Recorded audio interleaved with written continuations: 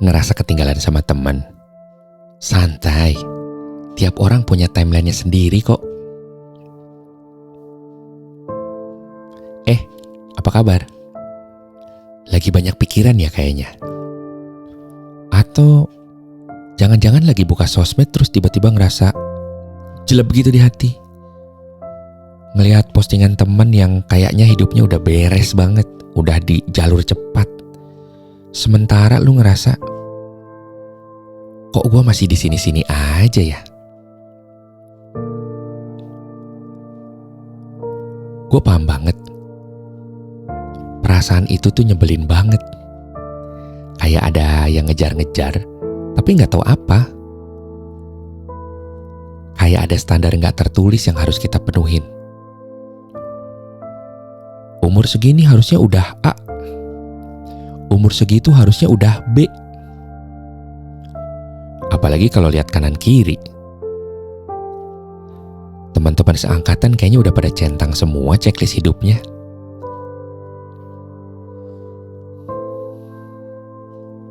Nah, di obrolan kita kali ini, gue pengen ngajak lu buat narik nafas dulu.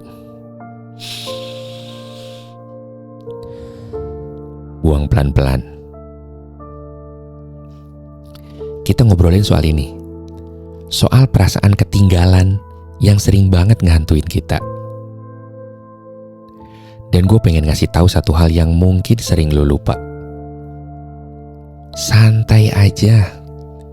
Tiap orang punya timelinenya sendiri kok.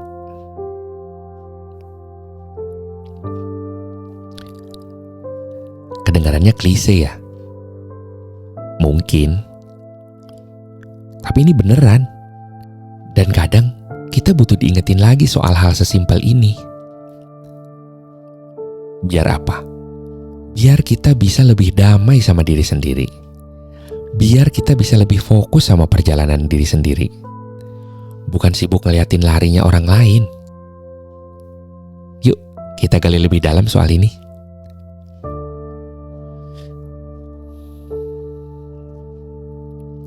Bagian 1. Kenapa sih kita gampang banget ngerasa ketinggalan?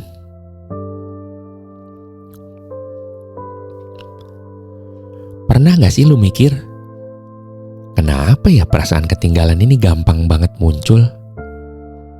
Kayaknya hampir semua orang pernah ngalamin deh. Ya termasuk gue juga.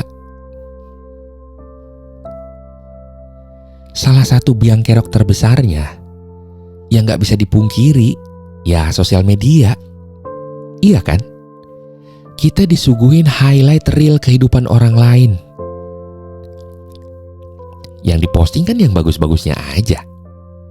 Liburan, pencapaian karir, momen lamaran, foto keluarga bahagia. Jarang banget ada yang posting pas lagi nangis di kamar, pas lagi gagal, pas lagi bingung mau ngapain. Jadinya apa? Kita jadi ngebandingin behind the scene kita yang penuh lika-liku sama panggung depan orang lain yang kelihatannya sempurna. Ya jelas gak seimbang dong. Kayak ngebandingin apel sama jeruk. Tapi jeruknya tuh udah dikupas, dipoles, difoto pakai filter yang bagus.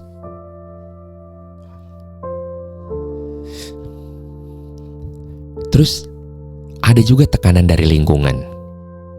Mungkin dari keluarga yang nanyain, kapan nikah?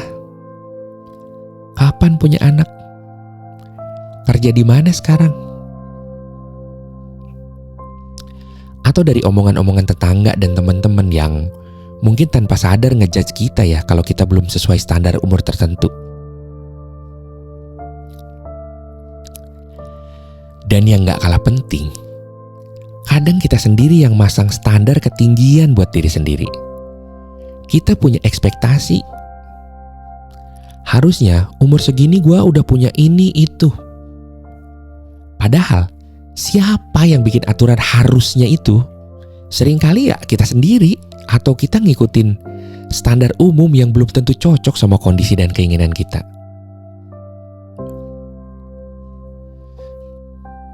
Jadi, wajar banget kalau lu ngerasa gitu. Itu bukan berarti lu aneh atau gagal, itu manusiawi. Yang penting, gimana caranya kita ngelola perasaan itu biar gak malah makin ngedrak kita ke bawah.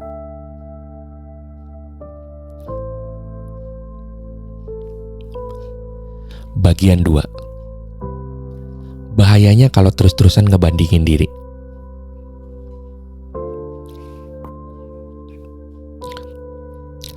Nah, kalau perasaan ketinggalan ini kita biarin terus-terusan, kita pelihara, wah, itu bahaya. Bahayanya bukan cuma buat mood sesaat, tapi bisa ngaruh ke banyak hal dalam hidup kita. Pertama, jelas banget, ini bisa ngerusak kesehatan mental kita. Bisa bikin kita jadi cemas berlebihan, jadi nggak pede, bahkan bisa sampai depresi. Kenapa? Karena kita jadi fokus sama apa yang kurang di diri kita, bukan sama apa yang udah kita punya atau apa yang udah kita capai. Kita jadi nggak bisa ngelihat kelebihan diri sendiri.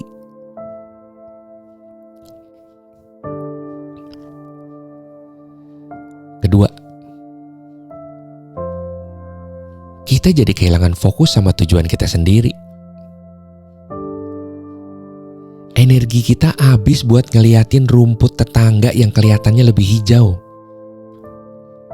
Akhirnya, rumput kita sendiri jadi gak keurus. Kita jadi gak produktif karena pikiran kita sibuk mikirin pencapaian orang lain, bukan mikirin langkah apa yang harus kita ambil buat diri kita.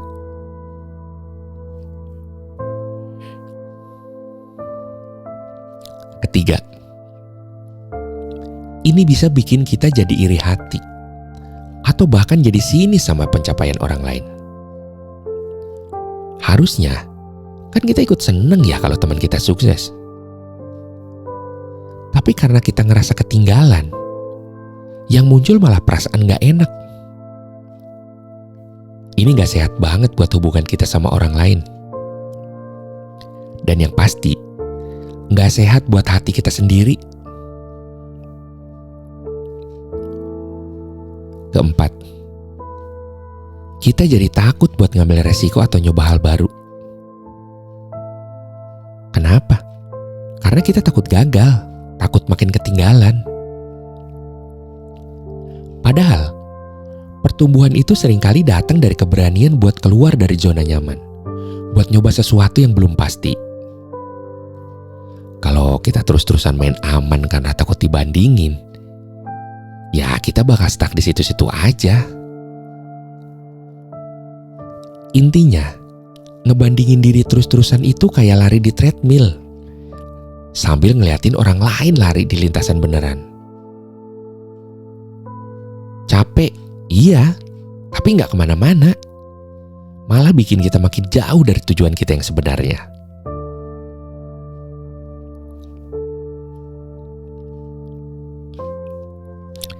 Bagian 3. Konsep timeline masing-masing itu gimana sih maksudnya? Sekarang kita ngomongin soal timeline masing-masing. Apa sih maksudnya?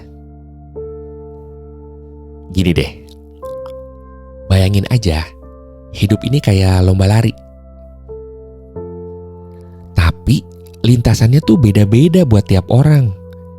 Garis startnya beda, jarak tempuhnya beda, rintangannya beda, bahkan garis finishnya pun bisa jadi beda. Ada orang yang mungkin dari lahir udah dapat modal lebih banyak, jadi lintasannya tuh lebih mulus, lebih pendek. Ada yang mungkin startnya lebih belakang, lintasannya lebih terjal, banyak tikungan. Ada yang mungkin milih buat lari santai sambil nikmatin pemandangan. Ada juga yang pengen cepat-cepat sampai. Gak ada yang salah, gak ada yang benar. Semuanya punya perjalanan masing-masing. Atau bayangin kayak tanaman. Ada benih yang cepat banget tumbuh jadi pohon besar dan berbuah lebat.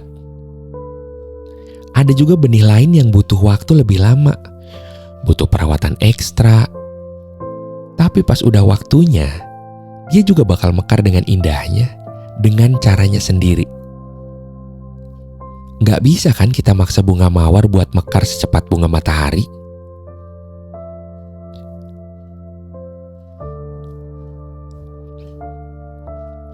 Timeline kita itu dipengaruhi banyak banget faktor. Bakat alami kita, kesempatan yang datang ke kita, pilihan-pilihan yang kita ambil, tantangan yang kita hadapin, bahkan keberuntungan juga ada andilnya. Gak mungkin bisa sama persis sama orang lain. Dan yang paling penting, definisi sukses atau nyampe itu sendiri kan beda-beda buat tiap orang. Mungkin buat temen lu, sukses itu punya karir cemerlang di perusahaan besar. Tapi buat lu, mungkin sukses itu bisa kerja dari rumah sambil ngurus keluarga. Atau bisa keliling dunia. Atau bisa ngasih dampak positif buat banyak orang lewat karya lo. Semuanya valid. Jadi, timeline ini bukan soal siapa yang paling cepat, tapi soal gimana kita ngejalanin proses di jalur kita masing-masing. Dengan kecepatan kita masing-masing, menuju finish versi kita sendiri.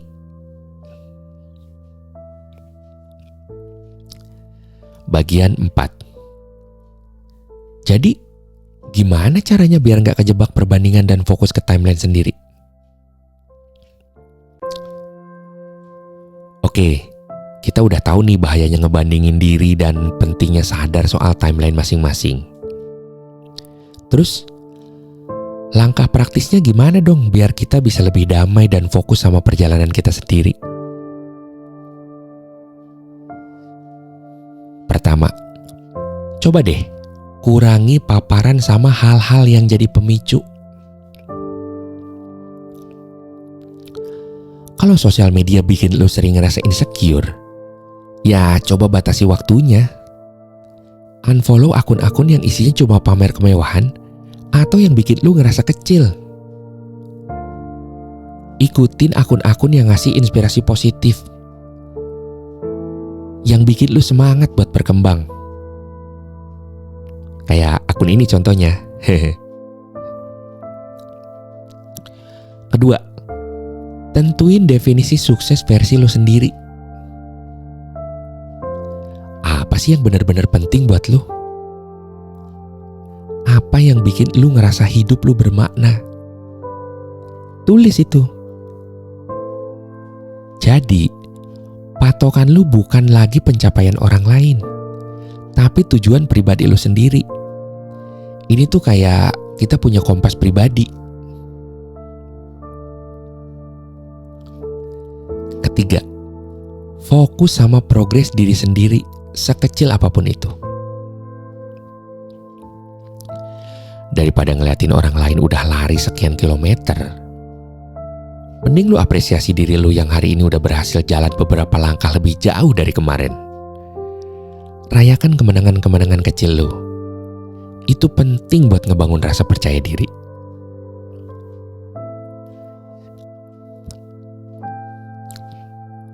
Keempat, latih rasa syukur. Coba deh tiap hari ingat-ingat lagi, apa aja hal baik yang udah lu punya, yang udah lu capai. Sekecil apapun itu, mungkin lu punya kesehatan yang baik, punya keluarga yang sayang, punya teman yang suportif, atau lu baru aja belajar skill baru. Bersyukur itu bikin kita jadi lebih ngelihat isi gelas kita, bukan kosongnya. Kelima, ingat, perjalanan itu lebih penting dari sekedar tujuan akhir. nikmatin prosesnya. Ada pelajaran di setiap langkah. Ada keindahan di setiap momen. Bahkan di saat-saat sulit sekalipun. Kalau kita terlalu fokus sama garis finish, kita bisa lupa nikmatin pemandangan di sepanjang jalan.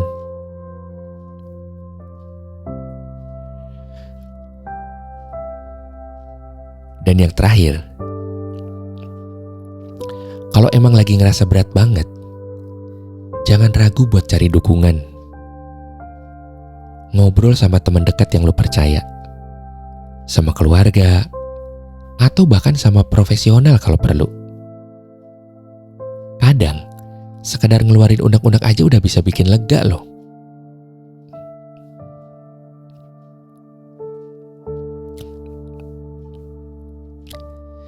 Jadi gitu, obrolan kita soal timeline hidup yang beda-beda ini. Gua harap ini bisa ngasih sedikit ketenangan buat lo yang mungkin lagi ngerasa ketinggalan. Ingat ya, lo gak sendirian ngerasain ini. Dan yang paling penting, lo gak ketinggalan kok. Lo cuma lagi ada di jalur lo sendiri, dengan kecepatan lo sendiri, menuju versi terbaik dari diri lo sendiri. Perjalanan setiap orang itu unik dan berharga, termasuk perjalanan lo. Gak usah buru-buru, gak usah panik. Fokus aja sama langkah di depan lo. Kasih yang terbaik yang lo bisa, sesuai dengan kapasitas lo saat ini. Dan yang paling penting, jangan lupa buat baik sama diri sendiri.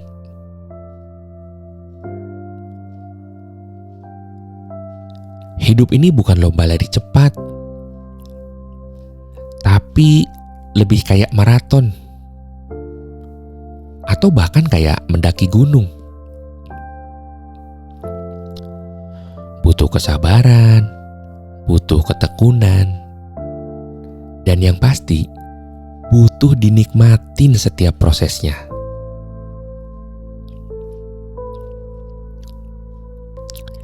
Semoga setelah dengerin ini, lu jadi bisa lebih sayang sama diri lu, lebih menghargai perjalanan lu, dan lebih semangat buat ngejalanin timeline unik lu. Semangat terus ya. Lu itu hebat dengan cara lu sendiri. Sampai ketemu lagi di obrolan kita berikutnya.